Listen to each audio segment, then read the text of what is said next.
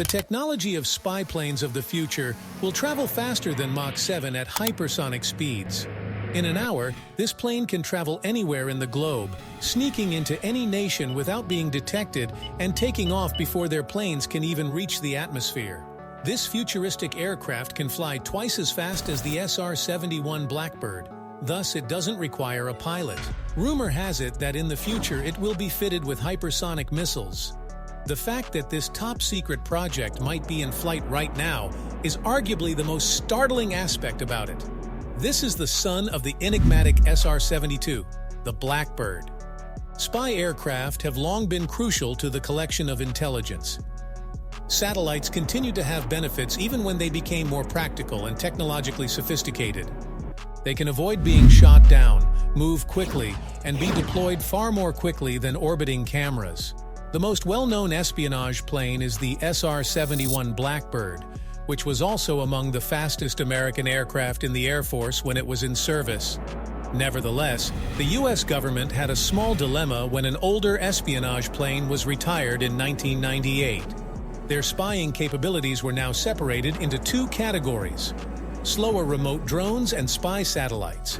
The USA required a new surveillance plane because other countries were developing area denial technologies and anti-satellite weaponry in addition to traditional fast jets. However, this new aircraft would need to be extremely quick in order to be able to fly into restricted airspace, observe, take pictures, and possibly even hit a target before its adversaries could identify it and intercept it. Neither known space projects nor fifth-generation combat jets are currently able to perform this capacity. Now for the son of the Blackbird, a new iteration of the SR-71. The goal of this top-secret initiative, which was reportedly initiated in 2007, is to advance aircraft technology. The formal announcement was made in 2007. However, research and development was probably started many years earlier by the engineers at Lockheed Martin's Skunk Works. According to early speculations, they were developing a new aircraft that would be able to reach incredible speeds of up to Mach 6 or 4,000 miles per hour. This would occur 3 times the height of Mount Everest, at an altitude of 80,000 feet or 24,000 meters. In essence, it would only take an hour for this plane to arrive anywhere in the world.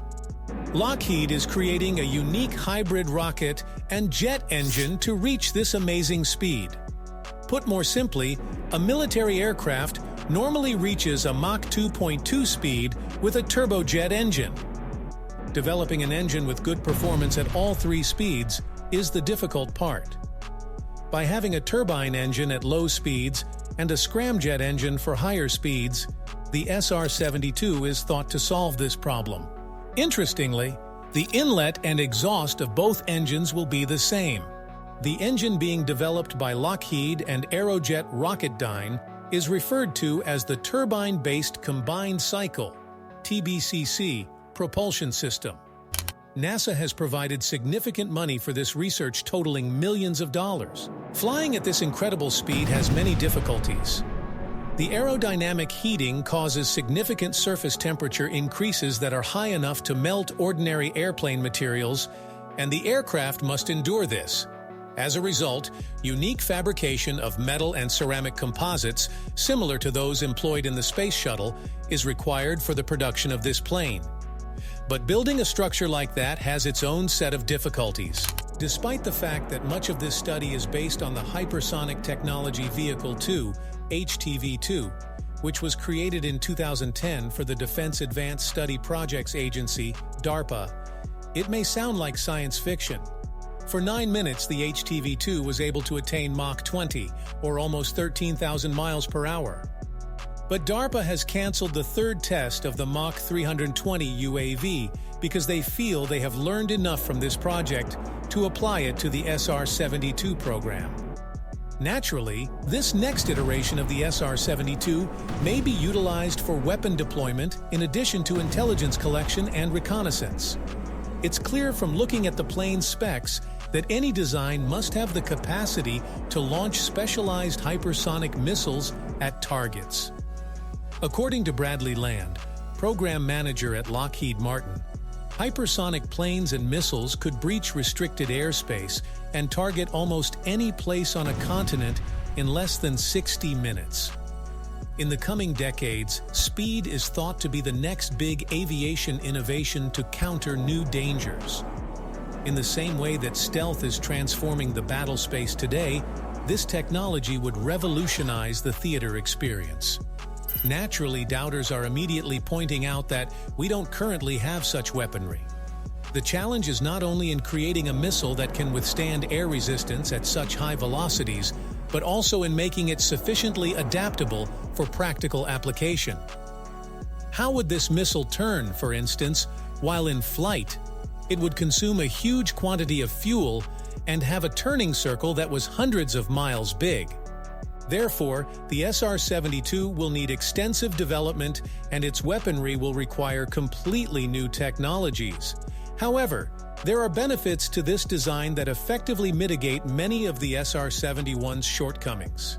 Engineers can use contemporary technologies to go back and fix Blackbird mission design errors from the 1970s.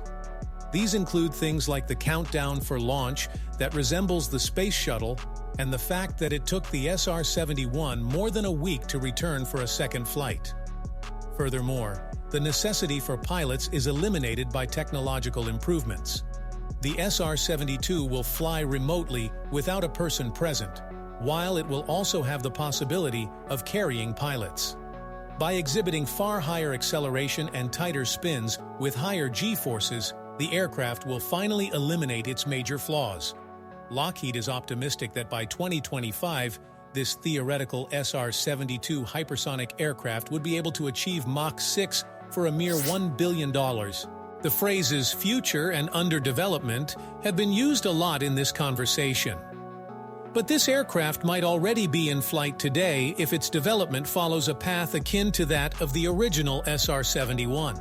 This is where things start to become a little hazy. Recognize that there are a lot of unknowns and conspiracy theories to sort through at this time.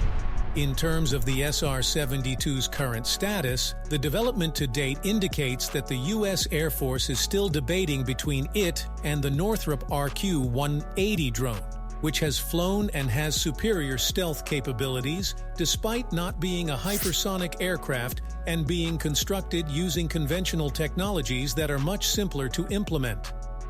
In order to create the prototype and the underlying technology for the SR-72, Lockheed still has some work to do. Executive Vice President Rob West made the following statement in 2017. For the past 20 years, we've been stating that hypersonics are 2 years away. Well, that's all for today. If you like our video, do subscribe and like our video.